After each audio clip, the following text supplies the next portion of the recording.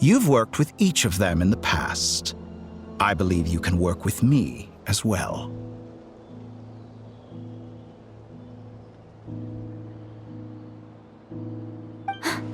What makes you so sure? Well, why not? Should the good associate only with the good and the bad befriend only the bad? I like to think we could have a more mature relationship than that.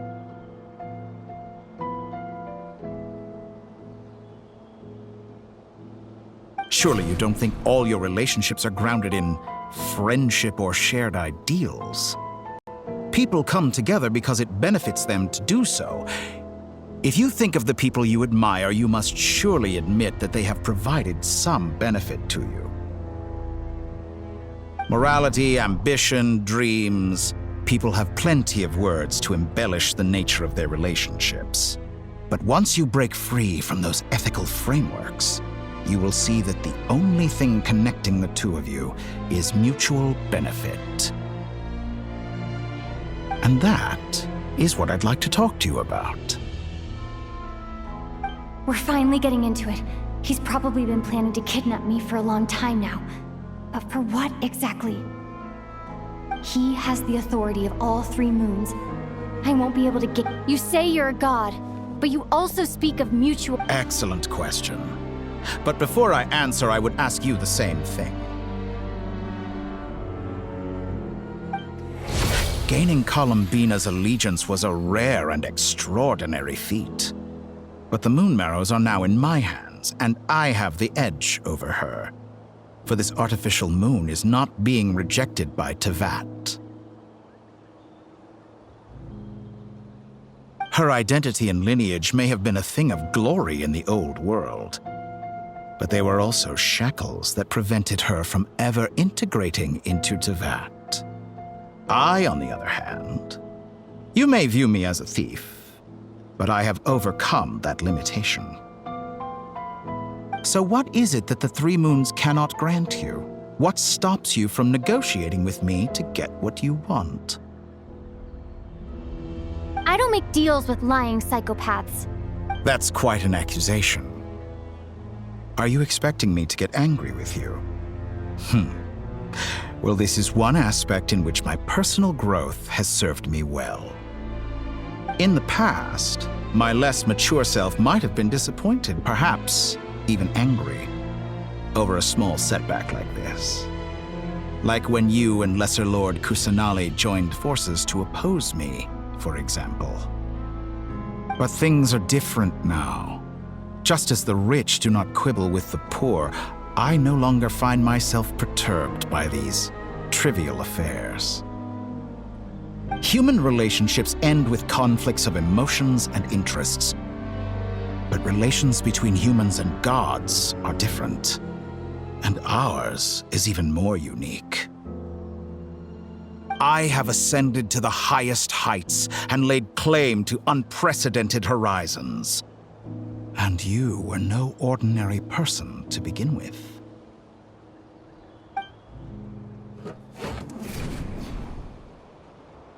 Allow me to show you the world, Descender.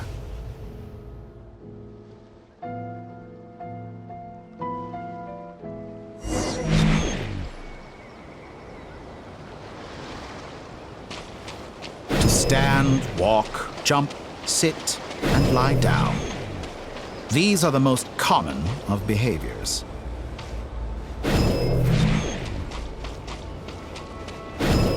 Have you ever wondered why we were born following such laws? Who stipulated that we could not fly instead of walk?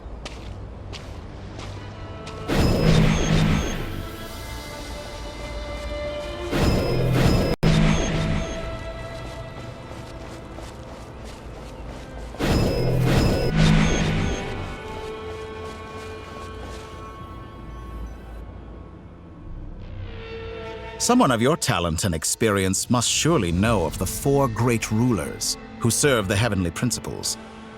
They govern life, death, time, and space. One wounded by a blade will die from blood loss or infection, and one who falls into a lake will drown in agony. The elderly wallow in solitude, and the solitary age faster. Eventually, new life is born, only to embark on the same path of suffering. These four divisions anchor the world and shackle those who live in it. But they themselves transcend its boundaries, squandering the power bestowed by the heavens. All who live yearn for equality, but unless the gods prostrate themselves and profess that they are mere servants of the living, equality can never exist. Who makes the rules we must live by? Who has the right to restrict us? The limits of the body can be rejected.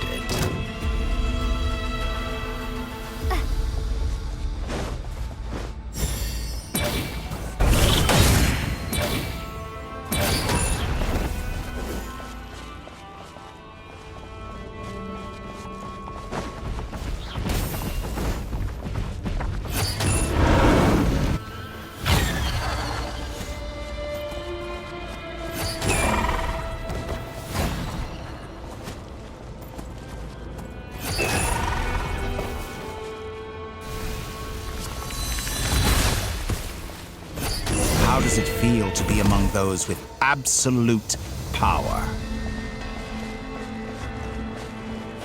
You cannot conceive the extent to which your flesh hinders your mind and spirit.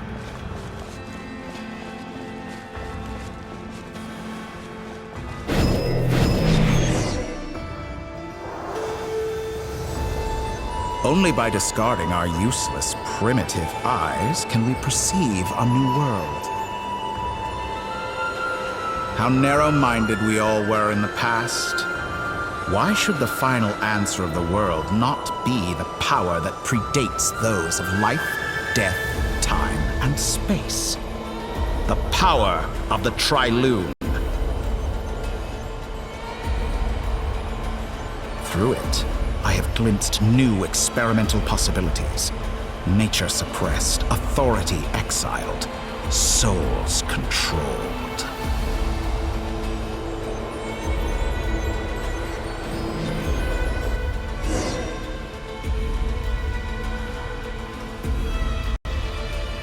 You know, I heard recently that a group of critics reviewed countless stories and drew an interesting conclusion.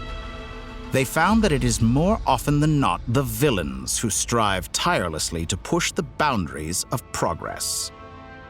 In fact, long before this, someone voiced a similar idea in an academia editorial. I felt a great affinity with this perspective. I have never been afraid to step up and play the role of the villain. Fanatics are trampled down for their transgressions, and those who transcend are rebuked for their audacity. And so, the majority of creatures are too timid to follow my lead. But all sacrifices made during my experiments have been worthwhile, as you can now see. I can offer you something new, something unique. Precisely because I am a villain. Think about it. We are eternally bound through mutual interest. Can you truly say you would never turn to malice if it could give you the life you dream of? After all, what value do perfection and purity really have? They are fragile and feeble things, utterly tedious. I say, better to be governed by a flawed humanity than a gnosis. The true seeker of knowledge is the villain who undergoes countless tribulations in pursuit of their goal. I'm sure many people have told you that you're different. Because I'm a descender? Exactly. Very clever. But what has that got to do with you? I do not conceal my wicked deeds, my selfish desires, or my greed. A true researcher must act as I do if they are to understand and speak of the truth. And yet, a knowledge seeker like myself will inevitably grow tired of studying Tavat beyond a point. You have traveled to all corners of the world and met many people. Along the way, there have been moments when you were misunderstood or even became a wanted criminal. And all the while, you have spent your days doing some of the most mundane jobs in the world. You fight and toil, claim minuscule rewards from my friend Pantalone, then you fight some more, winning some battles and losing others as your search goes on. And this cycle continues, with no end in sight. Surely you must sometimes grow weary of being stuck in this same loop day after day. We're completely different. I embrace everything that life throws at me. How does that make us different? I too embrace what life brings, researching everything that interests me. Think of all the novel things I've managed to create, like the artificial moon marrow. Don't you see? As unique a specimen as she was, even Columbina is not irreplaceable.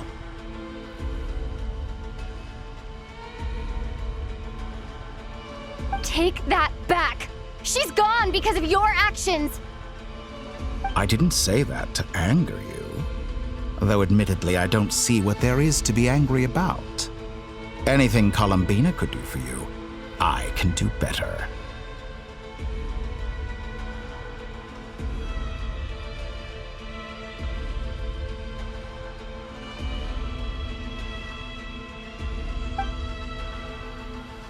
I know what your ultimate goal is. You wish to walk the path your brother walked and seek answers from him at the end of that journey, don't you? Someone like you could never understand what it feels like to care about another person the way I care about him.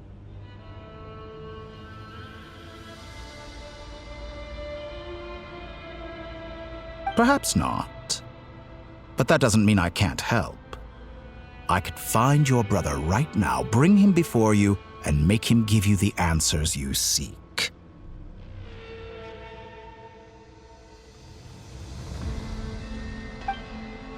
Don't be so presumptuous. You'll never begin to understand the situation between us. Oh, no. This is no presumption. I'm only offering what I know is possible with the power of the Trilune. But it seems like you would sooner continue with your journey through this world. Why? Do you truly desire this journey? Or is it simply a necessary process from which you cannot escape? Think of all the time and energy you have spent, everything you've had to endure just to make it this far. Is this really what you want? Or has your hand been forced by the promise of that final answer? Yes, you have made many friends. But do they ever spare a thought for the void in your heart and what it yearns for? What you want is not friends. It is family. But do they know this?